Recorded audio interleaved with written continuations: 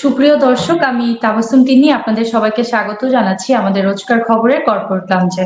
বরাবরের মতো আমাদের সাথে একজন অতিথি আছেন যিনি কর্পোরেট সেক্টরে বিভিন্ন অভিজ্ঞতা আমাদের মাঝে শেয়ার করবেন। সো আজকে আমাদের মাঝে অতিথি হয়ে আছেন মোহাম্মদ শফিউল আজম স্যার। তিনি এখন কর্মরত আছেন এসবিএস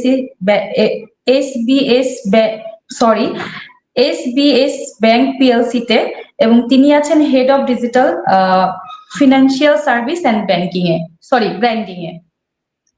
আমরা সরাসরি সময় সরি আমার কথা কি শোনা যাচ্ছে?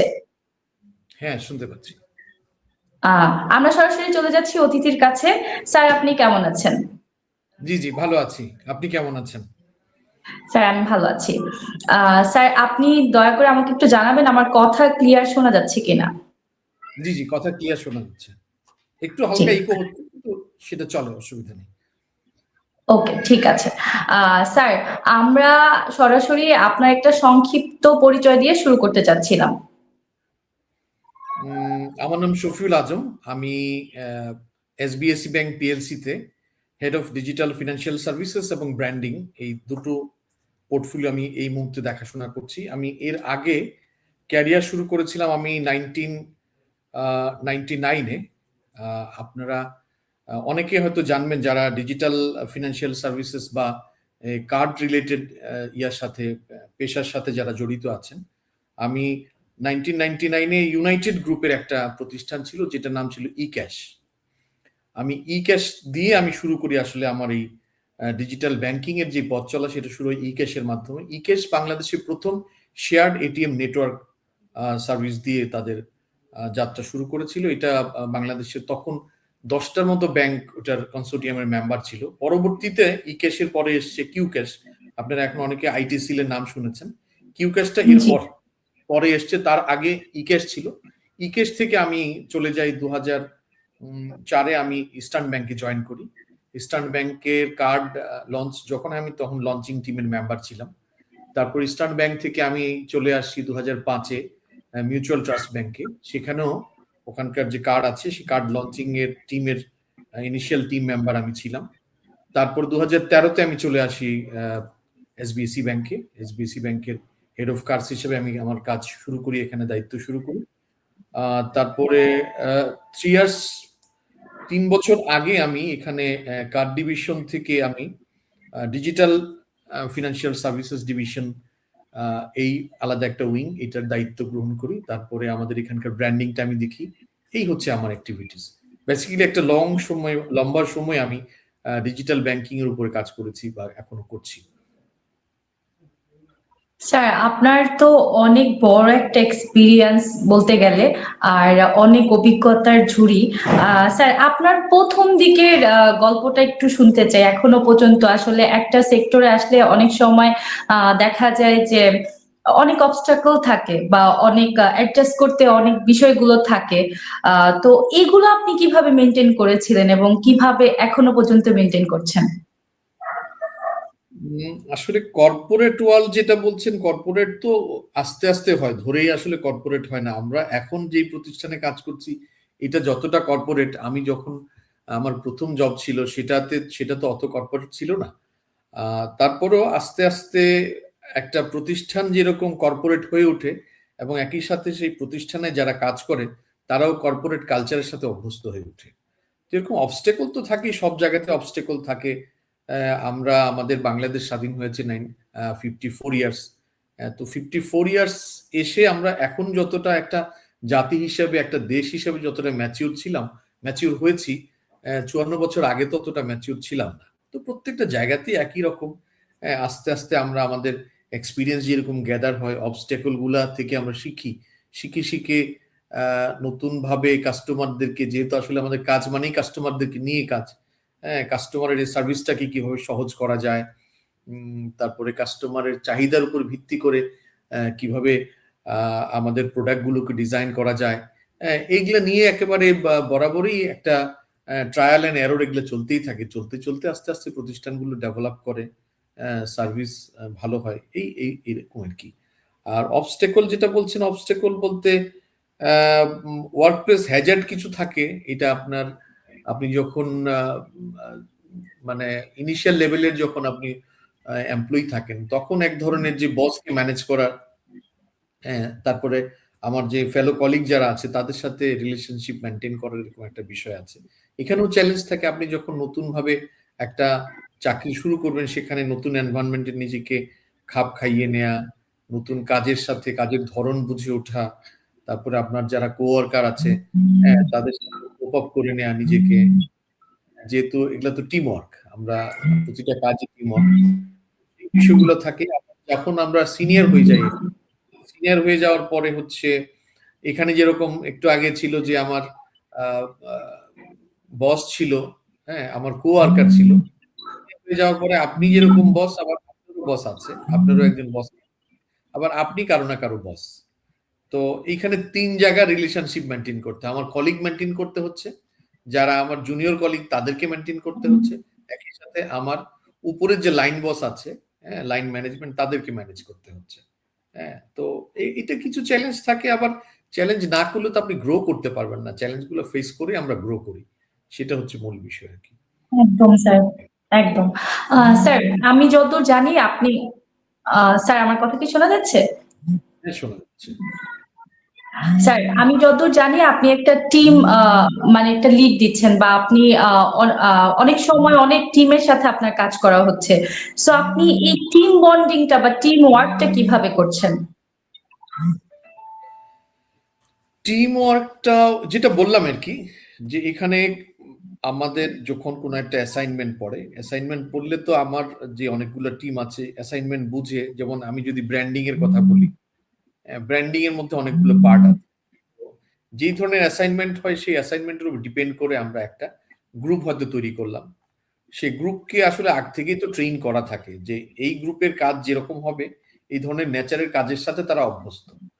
তো সেটাকে তাদের কোয়ার্কারকে ওই আগ থেকে আমরা যেভাবে ট্রেন করে রাখি, হ্যাঁ, সেখানে বা ওই কাজটা যদি নতুন কোনো কাজ হয়, যে অ্যাসাইনমেন্টটাই নতুন, এই নেচারের করেছে কিন্তু আজকের যে অ্যাসাইনমেন্টটা একদম নতুন, সেক্ষেত্রে আমি টিমকে নিয়ে বসতে হয়, বসে তাদেরকে ব্রিফ করতে হয়, তাদের ইন্টার রিলেশনটা কিরকম হবে, রিদমটা কিরকম হলে আমি কম সময়ের মধ্যে এবং কি বলি মানে এক্সপার্টাইজ নেচারে আমি কাজটা শেষ করে বের করে নিয়ে আসতে পারবো, হ্যাঁ, প্রফেশনাল ওয়েতে আমরা কাজটা ডেলিভারি করতে পারবো, এই বিষয়গুলা সমন্বয় করার জন্য আমার টিমকে বলতে হয়। হ্যাঁ, কারণ টিমের কিন্তু সবার ইয়ে সমান থাকে না, ক্যাপাসিটি সমান থাকে না।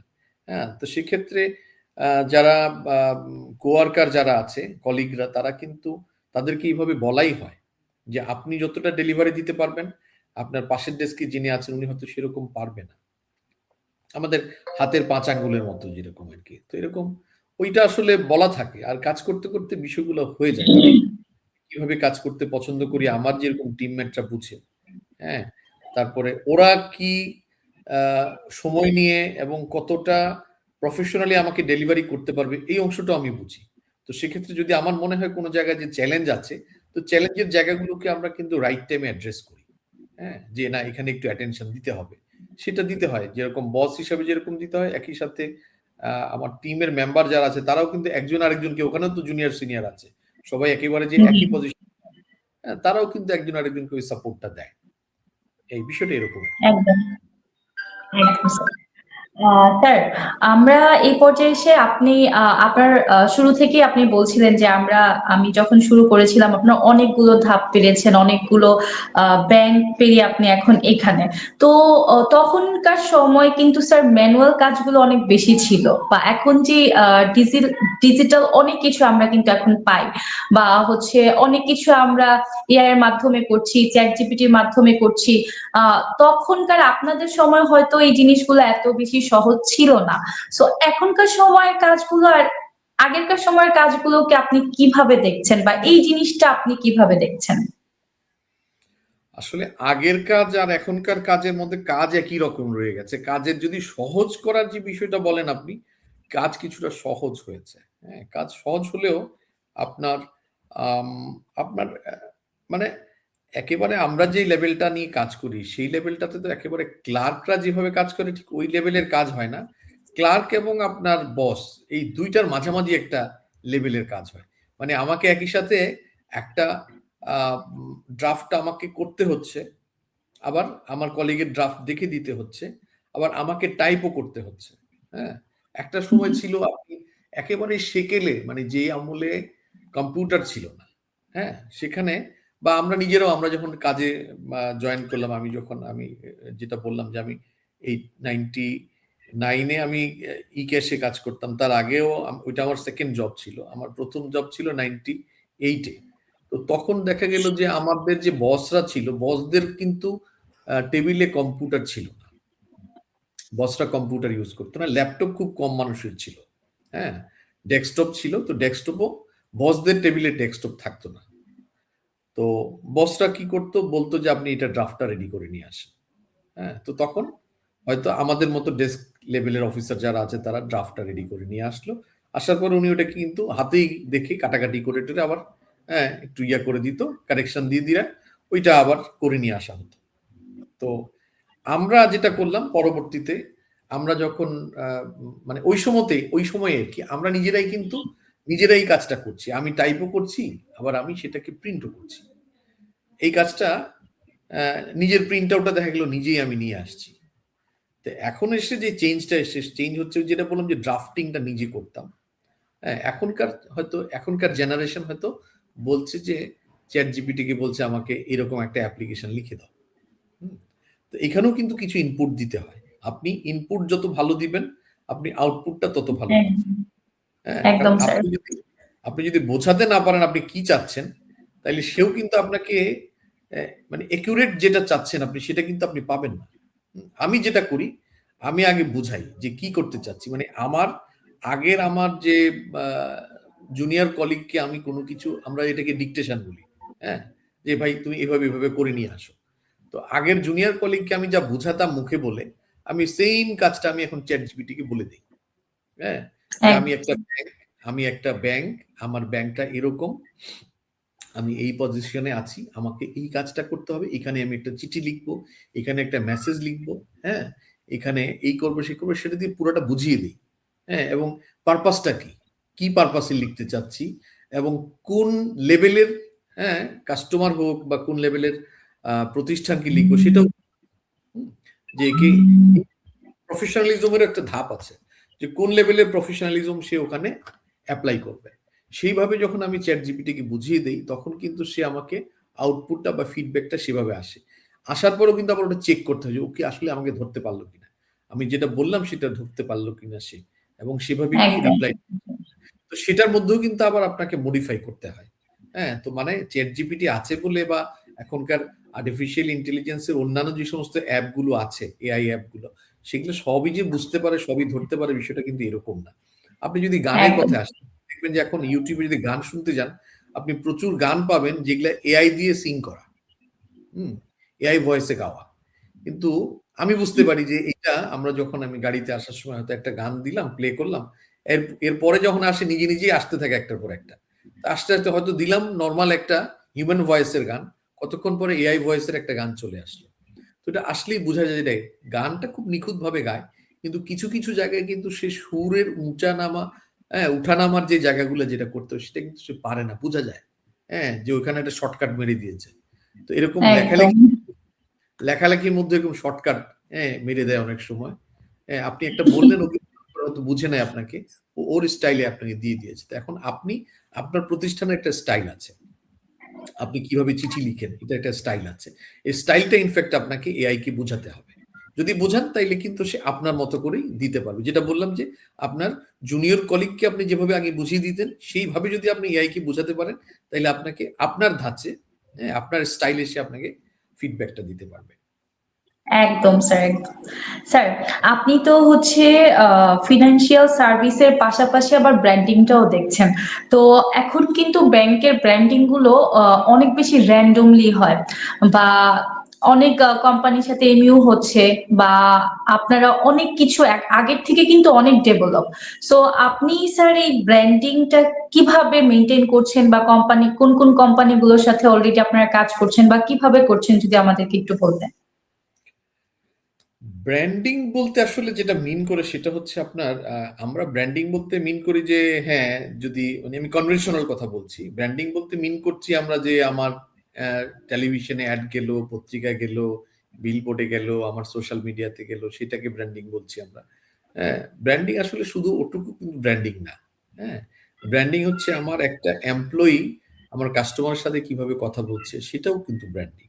হ্যাঁ, আমার একটা এমপ্লয়ি আমার কাস্টমারকে সার্ভিসটা যে দিচ্ছে ওইটা কতটা প্রফেশনালি দিচ্ছে এবং কাস্টমার ফ্রেন্ডলি ওয়েতে দিচ্ছে, এটাও কিন্তু ব্র্যান্ডিং।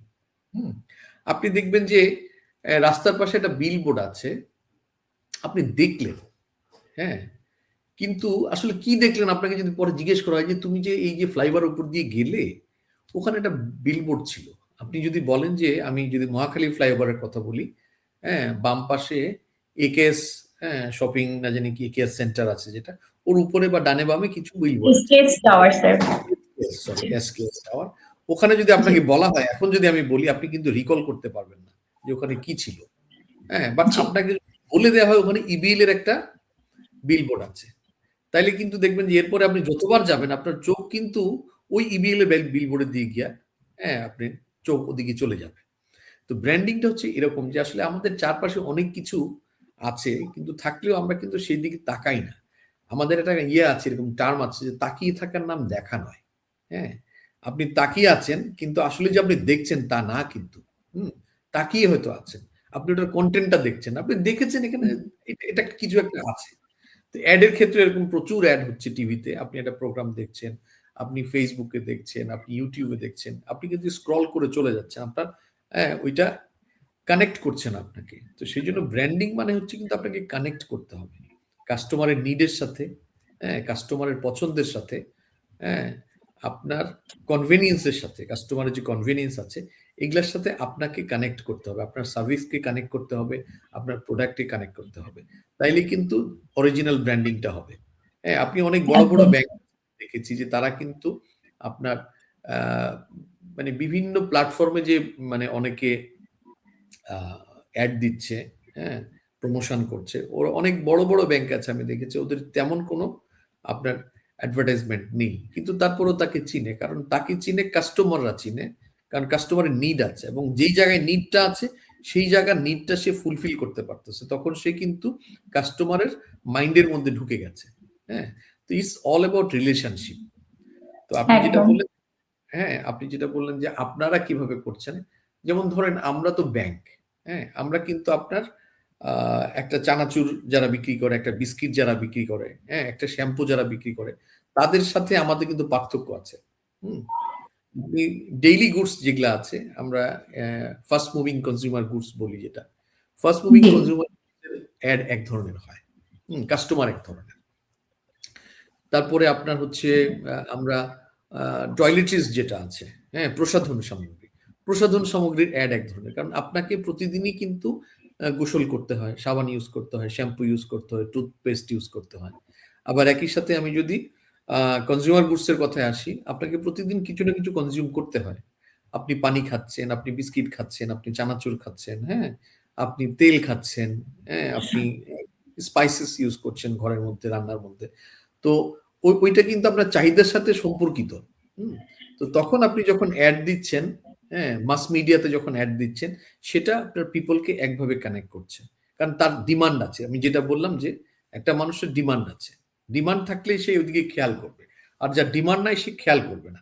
তো আমাদের ব্যাংকে কিন্তু একই রকম বিষয়, যে কাস্টমারের ফিনান্সিয়াল ডিমান্ড যেখানে আছে সেখানে কিন্তু সে খেয়াল করবে। তো সেই জন্য আমরা আসলে সব সময় সব ধরনের মিডিয়ামগুলোতে বা প্ল্যাটফর্মগুলোতে আমরা অ্যাডে যাই না, অ্যাড দেই না। আমি আমার কথা বলছি না, আমি আমাদের সিমিলার যে সমস্ত প্রতিষ্ঠান আছে সেগুলোর কথা বলছি। আর আপনি যেটা বললেন, আমরা আরেকটা আমাদের আছে রিলেশনশিপ। হ্যাঁ, এটাকে আমরা বিভিন্ন ব্যাংক, যেহেতু আমরা কাস্টমারদেরকে নিয়ে কাজ করি, কাস্টমারদের এটা আমরা লয়্যালটি প্রোগ্রাম বলি। হ্যাঁ, লয়্যালটি প্রোগ্রাম হচ্ছে কাস্টমারের জন্য কিছু কনভিনিয়েন্স ক্রিয়েট করা। আমার যারা পার্টনার আছে, হ্যাঁ, পার্টনারদের সাথে, কি বিজনেস পার্টনার, তাদের সাথে কিছু লয়্যালটি ক্রিয়েট করে যাতে আমার কাস্টমাররা কিছু ফ্যাসিলিটিজ ওখানে পায়।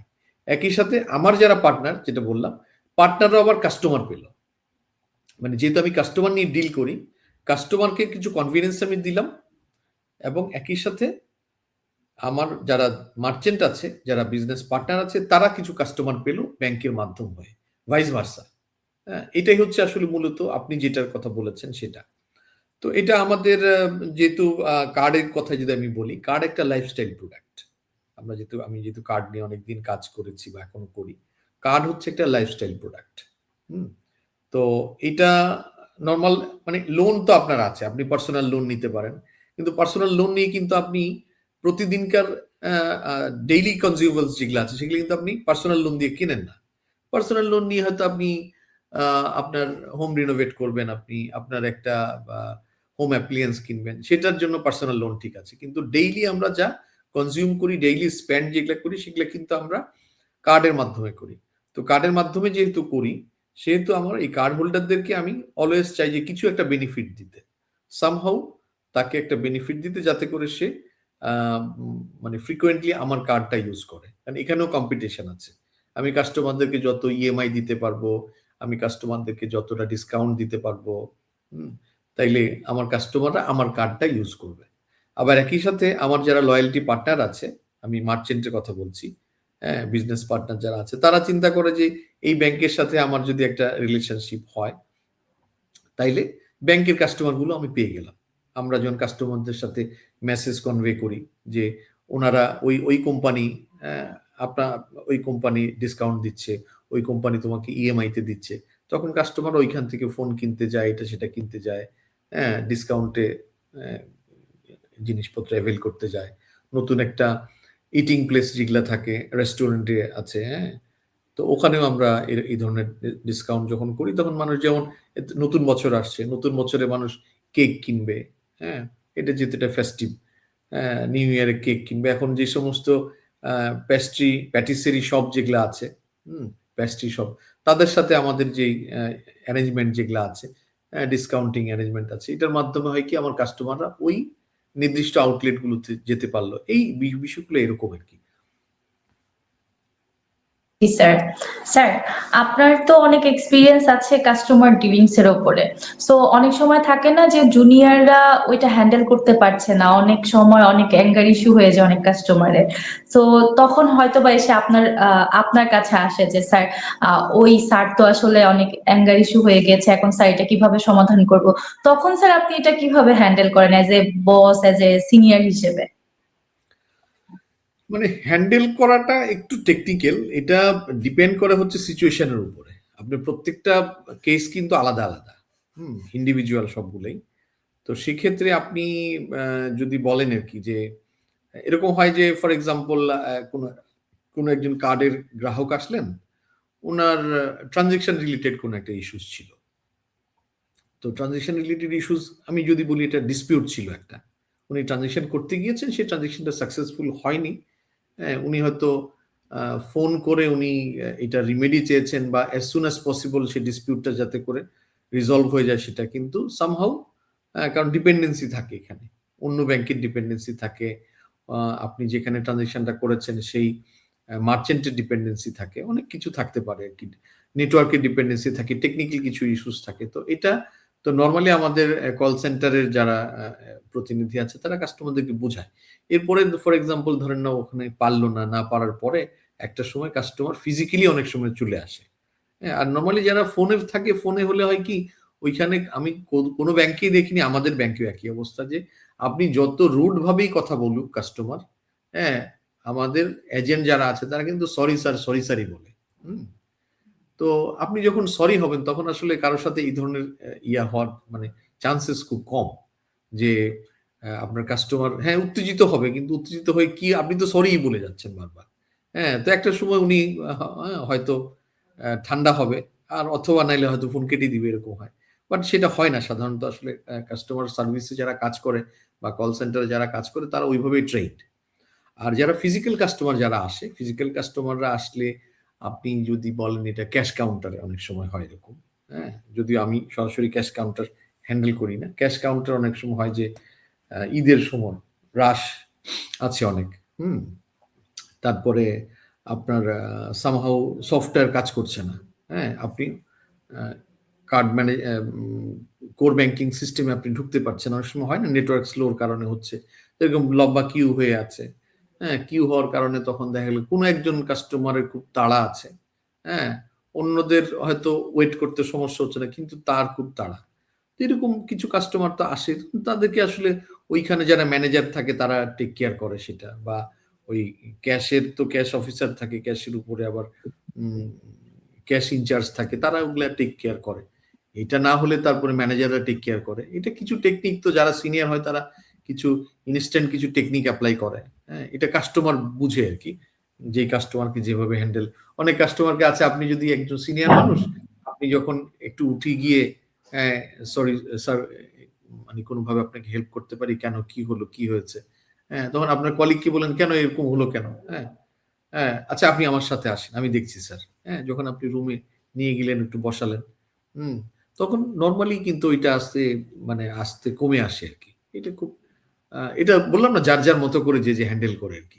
আর যাই বলি, আমরা আসলে তো ব্যাংকে যারা কাজ করতে আসে, আবার ব্যাংকের কাস্টমার যারা, হ্যাঁ, সবাই কিন্তু একটা লেভেলে থাকে আর কি। একেবারে এরকম না যে একেবারে রুট লেভেলের, হ্যাঁ, একেবারে রুট লেভেল থেকে উঠে আসা খুব কম হয়। হ্যাঁ, আমাদের গ্রামের যে শাখাগুলো আছে সেখানে এরকম হয়। হ্যাঁ, তো সেখানে আবার কাস্টমাররাও কিন্তু আমি ওখানে দেখেছি উল্টো কিন্তু ওরা সবার বেশি থাকে। হুম, আমি কিছু কিছু ব্রাঞ্চে দেখেছি যে আমি গেলাম একটা প্রাইভেট ব্যাংকে, গিয়ে দেখি যে ওখানে গেটের সামনে অনেক জুতা, স্যান্ডেল জুতা খোলা। তা আমি তখন ঢুকলাম, আমি তো জুতা নিয়েই ঢুকলাম। আমি তো প্রথমে একটু মানে ইয়ে হয়ে গেলাম, কনফিউজ, যে এখানে কি জুতা টুতা নিয়ে ঢোকা কি নিষেধ নাকি? হ্যাঁ, ব্রাঞ্চের মধ্যে সব জুতা ব্রাঞ্চের বাইরে। তো পরে গিয়ে জিজ্ঞেস করলাম, বললো যে এখানে তো এসি টেসি চলে, তো গ্রামের তো সহজ সরল মানুষ, তারা কিন্তু জুতা নিয়ে ভিতরে ঢুকছে না, আপনি বোঝেন। হ্যাঁ, তো আসলে ওইখানে এরকম ঝামেলা হয় না। হ্যাঁ, ওই লেভেল গুলোতে। আর ঢাকাতে বা শহরে যেটা হয়, সেখানে যেটা বললাম যে দুই পক্ষই ভদ্রলোক। হ্যাঁ, সেখানেও ঝামেলাগুলা ইদানিং কম হয়। হ্যাঁ, ব্যাংকে এই ধরনের হয় না সাধারণত। আর হলে যেটা বললাম যে সিনিয়ররা ম্যানেজ করে ফেলে আরকি। তাদের মানে স্যার, নিজস্ব টেকনিক। আমার কাছে মনে হচ্ছে যে আপনার সাথে গল্প করলে 1 ঘন্টা কেন, আমাদের অনেক কিছু জানার আছে আপনার থেকে। আর টাইমের আসলে লিমিটেশন নাই আমাদের কাছে, আপনার থেকে মানে এত বেশি এক্সপিরিয়েন্স আপনি। তো স্যার, আমরা একটু জানতে চাচ্ছি, যারা নতুন আছে তাদের জন্য আপনার কি পরামর্শ থাকবে, যারা ব্যাংকিং সেক্টরে আসতে চাচ্ছে, বা যারা এখন নতুন, তাদের জন্য আপনার কি পরামর্শ থাকবে? ব্যাংকে যারা আসবে আসলে সবগুলোই কাজ। কাজ, হ্যাঁ, প্রত্যেকটাই কাজ। আপনি যেকোনো প্রফেশনে যেতে পারেন। তো সব জায়গার জন্য কিন্তু আসলে টিপস একটাই। হ্যাঁ? যে আপনি ১ নাম্বার হচ্ছে, আমরা শুরুতে সবাই কিন্তু সব কাজ তো স্কুল কলেজে আমরা কি একাডেমিকটা শিখি কিন্তু। হ্যাঁ? প্র্যাকটিক্যাল এক্সপেরিয়েন্স কিন্তু স্কুল, কলেজ, ইউনিভার্সিটিতে শেখানো হয় না। হ্যাঁ? যদিও আমাদের একটা ইন্টার্নশিপের একটা ব্যাপার আছে। তো ইন্টার্নশিপ হয়তো আপনি করেছেন, দেখা গেল যে একটা ব্যাংকে ইন্টার্নশিপ করেছেন ফর এক্সাম্পল। কিন্তু আপনার জবটা হলো গিয়ে আপনার একটা ফার্মাসিউটিক্যালস কোম্পানিতে। হুম?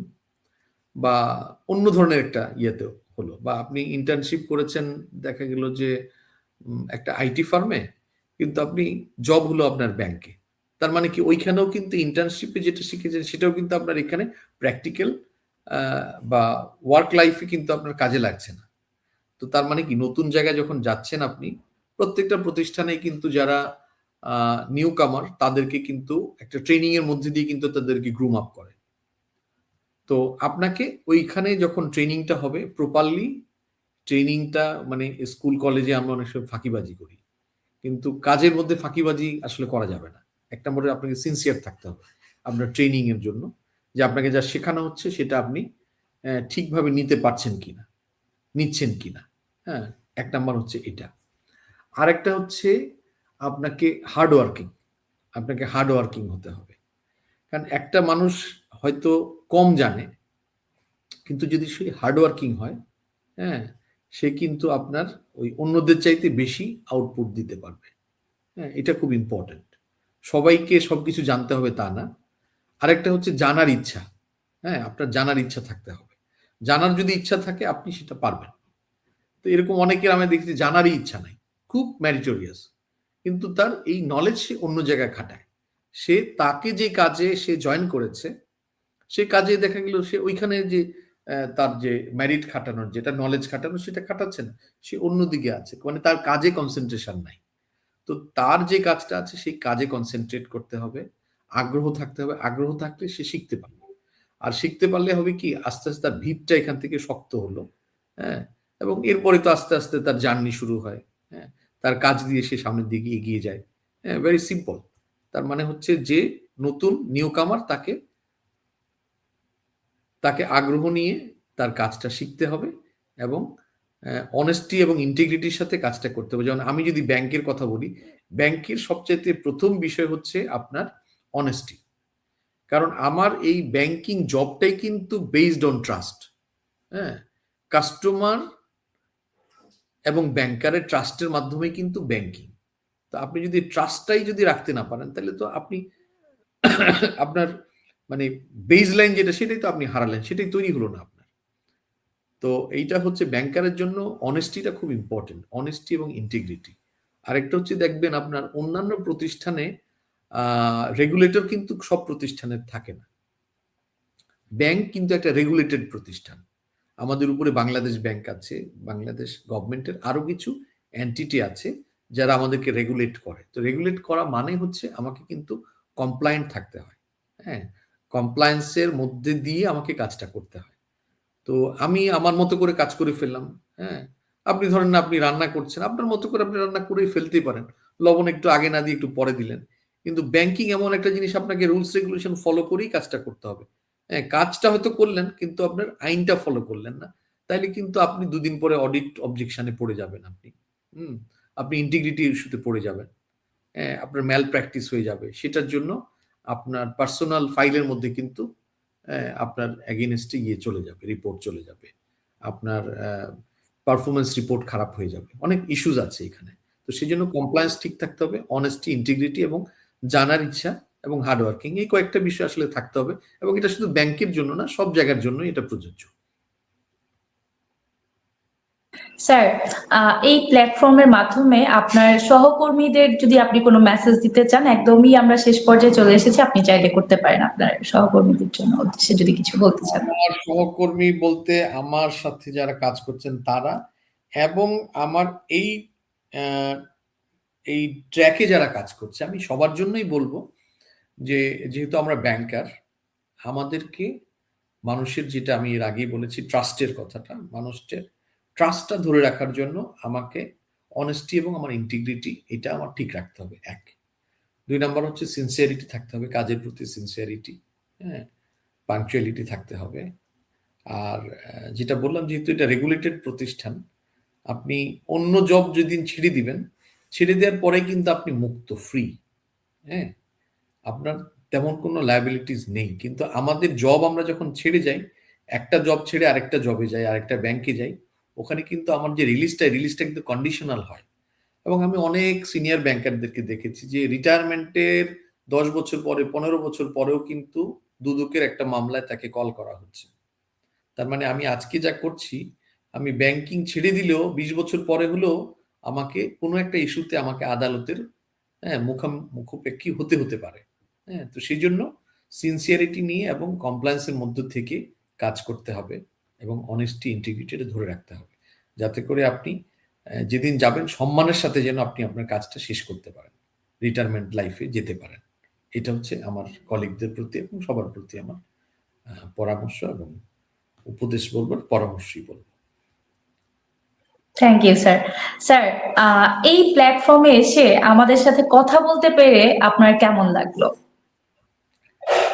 হ্যাঁ, কথা বলতে পেরে তো নিশ্চয়ই ভালো লাগলো। আর কথা বলার মাধ্যমেই আমরা যেরকম আমার অভিব্যক্তিটা প্রকাশ করছি, এবং একই সাথে আহ, আমাকে দেখে হয়তো কেউ উদ্বুদ্ধ হচ্ছে, আবার একই সাথে আমি নিজেও তো এই যে আপনি বিভিন্ন ধরনের প্রশ্ন করলেন, প্রশ্নের মাধ্যমও কিন্তু আমরা শিখতে পারি। যে আপনি কি প্রশ্ন আমাকে করবেন, আমাকে কিন্তু এইটা নিয়ে একটু চিন্তা করতে হয় আমাদের। হ্যাঁ, চিন্তার ইয়াটাও কিন্তু গভীরতাও বাড়ে, কিন্তু আপনি যখন ইন্টারভিউ ফেস করি আমরা, আমাদের চিন্তার গভীরতাও বাড়ে। যে আমি হয়তো একটু আগে এই চিন্তাটা করিনি, যখন আপনি একটা প্রশ্ন করলেন আমি ওইটা নিয়ে একটু চিন্তা করেছি, করার পরে কিন্তু একটা কিছু ওই এআই এর মতোই বেরিয়ে আসে, সেটা আর কি। তো ভাল লেগেছে আমার।